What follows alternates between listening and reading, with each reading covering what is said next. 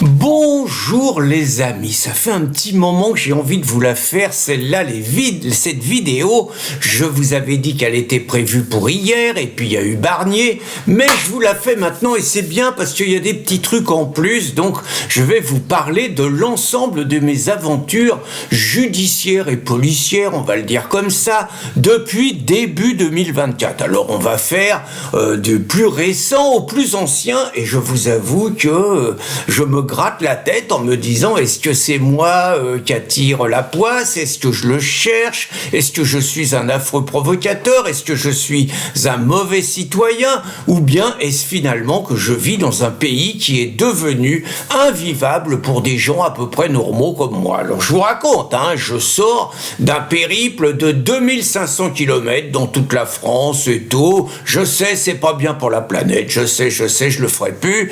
Bon, je rentre chez moi, donc, et je vois dans la boîte à lettres, je me dis, oula, ça sent pas bon, ça. Je vois un truc qui ressemble aux amandes. Je me souviens que dans ce périple, j'ai vachement fait gaffe, parce que je sais pas, sur 3500 km, mais j'ai dû éviter, je sais pas, au moins 300 radars, quoi, voilà. Et à un moment, je sais que je pensais être à 110, je pensais que c'était limité à 110, j'ai un doute, je freine, je vois le radar, je freine, je sais plus, je pense que je passe à 90 et je vois après un truc 70, je crains le pire et je me disais, punaise, j'ai reçu cette amende, ils vont vite les vaches. Et puis je regarde, c'était une amende pour stationnement, pour mauvais stationnement. Alors je regarde, c'est pas moi, mais j'avais prêté ma voiture à des invités qui se sont mis à un endroit, très franchement, ça emmerde personne, c'est écrit sur le stationnement interdit, faut le savoir, c'est pas visible, les gens le savent pas.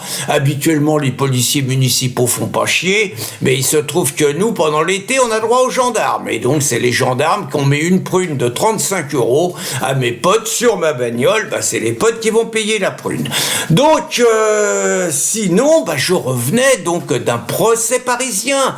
Je passais normalement dans un procès, j'avais organisé tout mon périple, je rentrais de l'Est, tout ça. Bon, et je faisais une halte à Paris où j'avais invité quelques potes à se voir et tout avant d'aller au procès. Et avant d'y aller, coup de fil de mon avocat, Pierrot, je suis désolé, le procès est annulé, il y a un vice de procédure entre nous. Il m'a expliqué une histoire de convocation, j'ai rien compris.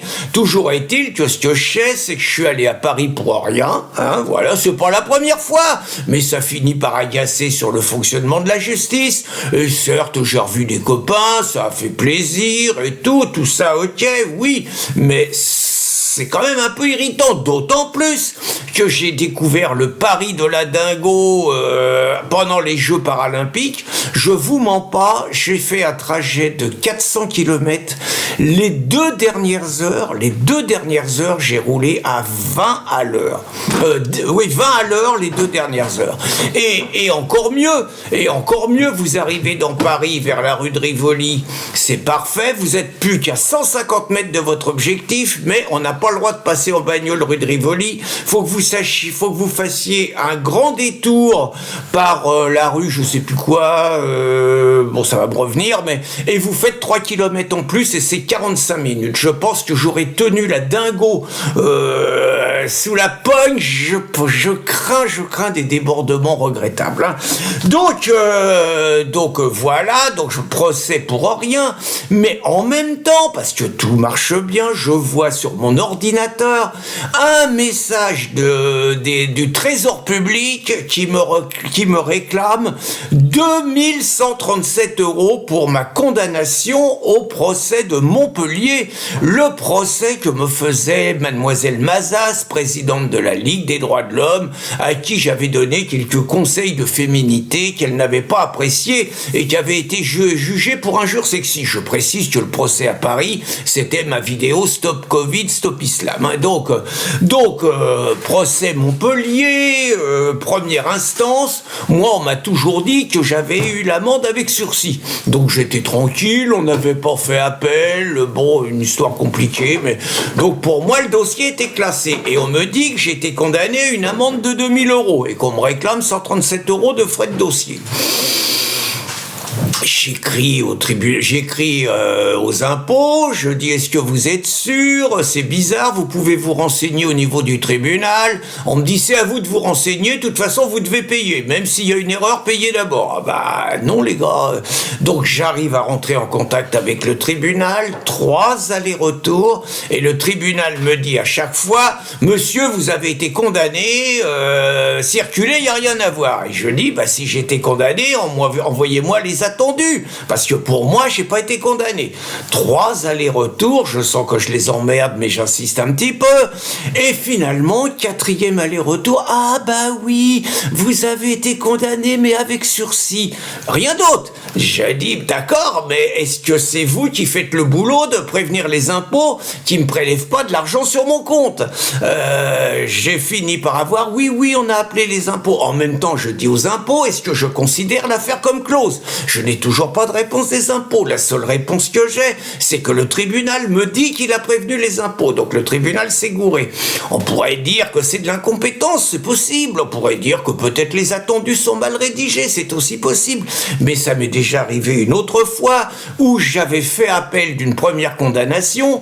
Le tribunal n'a pas dû tenir compte de ça. Il a envoyé ça aux impôts et les impôts m'ont prélevé 3 000 € sur mon compte. Juste quoi. C'est également arrivé à Christine Tazin. Donc je suis pas paranoïaque. Je ne doute pas que l'appareil d'État est constitué de gens neutres. Mais parfois je suis obligé de me poser des mauvaises questions dans le genre est-ce que c'est parce qu'on s'appelle Cassan et Tazin qu'il nous arrive des trucs qui arrivent peut-être pas à tout le monde, voyez. Donc autres aventures judiciaires de l'été. Alors après mes aventures, ça a été avec les maîtres nageurs. Ah bah oui, il manquait plus que ça. Je me baigne tous les jours, même quand il fait froid. Je crois connaître parfaitement les lieux où je me baigne. Personne m'emmerde. Y a pas de surveillance et je suis toujours vivant. Et là, il se trouve que pendant les 2 mois de l'été, ils nous collent des sauveteurs, maîtres nageurs et tout, qui ont décidé, eux, de veiller sur notre sécurité, de faire notre bien contre nous et tout. Et donc, résultat, ces bourricots entreprennent de nous mettre un drapeau rouge nous interdisant de nous baigner à partir de 18h de temps en temps, sous prétexte que la mer est haute, et une barrière pour nous empêcher d'aller sur la plage, sous prétexte qu'on pourrait prendre une pierre sur la gueule. C'est exactement ça, hein. Bon, évidemment, un Cassan, on lui dit pas de sortir de la flotte comme ça sur un coup de sifflet, ça peut pas marcher. Donc, je vous dis pas les embrouilles, j'étais avec mon petit-fils, il y a eu 3 ou 4 accrochages avec eux, et finalement, ils m'ont appelé la police. La police sur une plage pour me faire sortir de la flotte. Enfin bon, et on m'a pas fait sortir de l'eau, hein, faut pas exagérer, d'autant moins que, bon, je connais un tout petit peu les policiers à qui j'ai été confronté. On continue mes aventures.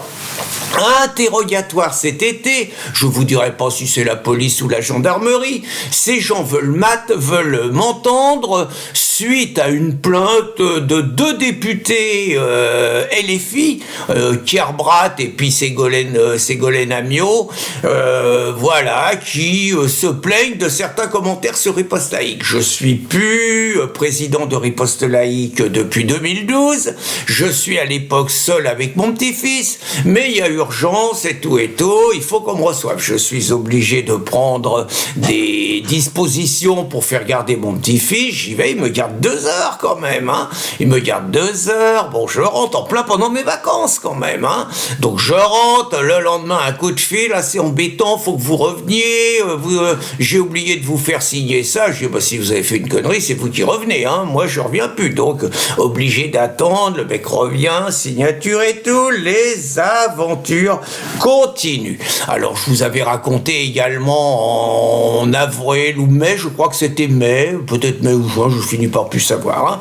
Donc, j'emmène Christine à la gare, et il y a des travaux partout, c'est à Vannes, hein. Il y a des travaux partout, c'est un bordel depuis 1 an, et je la laisse, je repars, je suis arrêté 200 mètres plus loin 200 mètres plus loin devant la gare, et deux policiers municipaux,